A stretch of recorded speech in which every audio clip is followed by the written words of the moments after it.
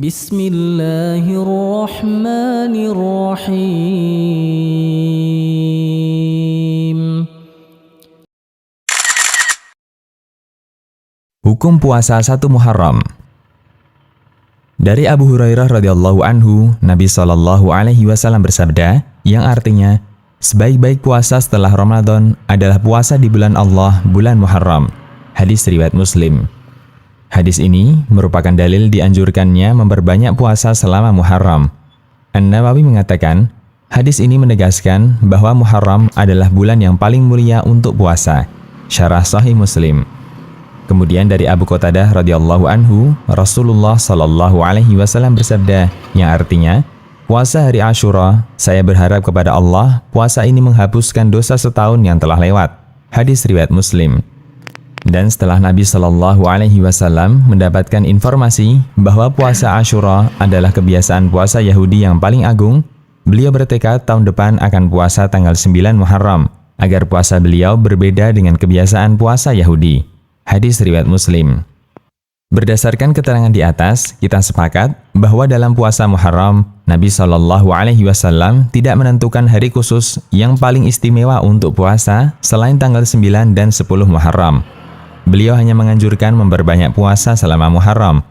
Karena itu, tidak dibenarkan seseorang menyatakan ada anjuran khusus untuk berpuasa tanggal 1 Muharram atau tanggal sekian Muharram, sementara dia tidak memiliki dalil yang mendukung pernyataannya. Hukum puasa tanggal 1 Muharram. Satu prinsip yang penting untuk kita garis bawahi, bahwa satu amal yang sama bisa jadi memiliki hukum yang berbeda, tergantung dari niat pelakunya. Rasulullah SAW memberikan kaidah yang artinya, sah dan tidaknya amal bergantung pada niatnya, dan seseorang akan mendapatkan sesuai dengan apa yang dia niatkan. Hadis riwayat Bukhari dan Muslim. Sebagai contoh, misalnya, ada orang yang menyerahkan sejumlah uang kepada orang lain, ambillah uang ini. Ada 3 kemungkinan akad yang berlangsung dalam kasus ini. 1. Jika ia berniat mendermakannya, maka akadnya adalah hibah. 2. Jika tidak niat berderma, maka akadnya adalah qard atau utang, yang wajib dikembalikan oleh penerima uang. Atau 3. Akadnya wadi'ah atau titipan, yang wajib dijaga oleh penerima. Bentuknya penyerahan uang, namun hukumnya berbeda karena perbedaan niat saat penyerahan uang itu. Contoh yang lain, si A melakukan puasa di hari Senin tanggal 9 Zulhijjah.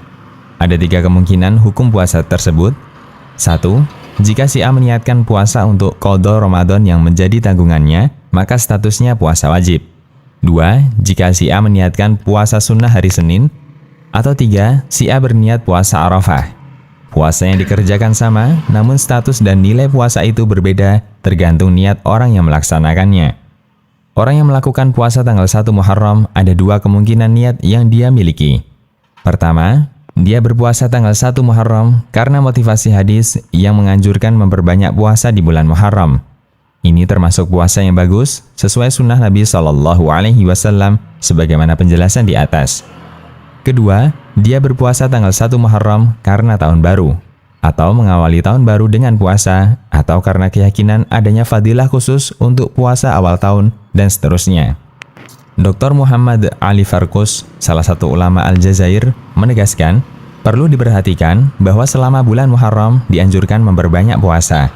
Tidak boleh mengkhususkan hari tertentu dengan puasa pada hari terakhir tutup tahun dalam rangka perpisahan dengan tahun Hijriah sebelumnya, atau puasa di hari pertama Muharram dalam rangka membuka tahun baru dengan puasa.